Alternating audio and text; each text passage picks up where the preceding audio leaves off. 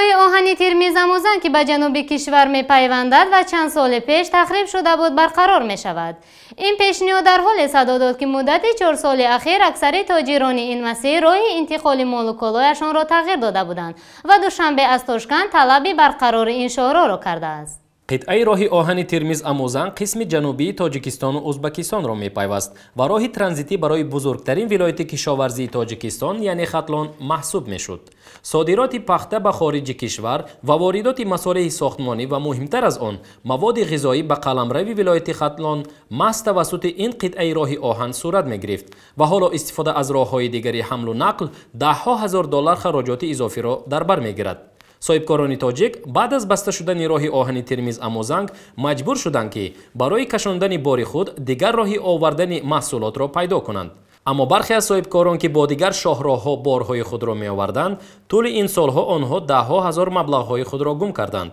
مقامات تاجیکستان ضرر بسته شوی راه را برای کشور خود 100 میلیون دلار مربوط می کند. ماه قبل یک گروه کاری عبارت از مقامات تاجیکستان در تاشکند قرار داشتند و از مقامات ازبکستان خواست که قسمت تخریب شده راه آهن ترمیز آموزنگ را دوباره برقرار کنند. یگان کشور اگر مشکلات با دولت همجوار داشته است در سیاست خارجیش موفق نبوده است.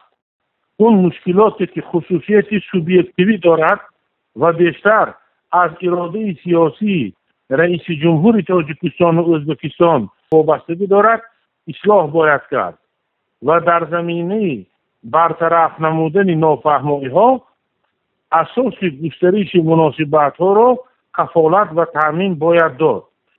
شماره شرطنامه ها، عهدنامه ها و توافقنامه ها، سازشنامه ها میان تاجیکستان و ازبکستان از آن گواهی می‌دهد که تقریباً نیست مسئله که تنظیم نشده باشد، اما مورد عملی و تطبیق آنها از آن گواهی می‌دهند که بنابر نبودن اراده سیاسی و بعضی عامل‌های سوبیکتیوی تطبیق نمیشن.